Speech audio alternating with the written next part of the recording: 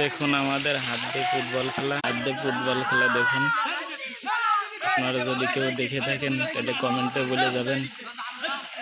আমরা এই মাঠে ফুটবল খেলতাম পা দিয়ে, এখন পানি বেঁধে গেছে, এই জন্য আমরা হাত দিয়ে খেলতেছি। ওই দেখেন অনেক সুন্দর খেলা। এই যে আমাদের সেই বিখ্যাত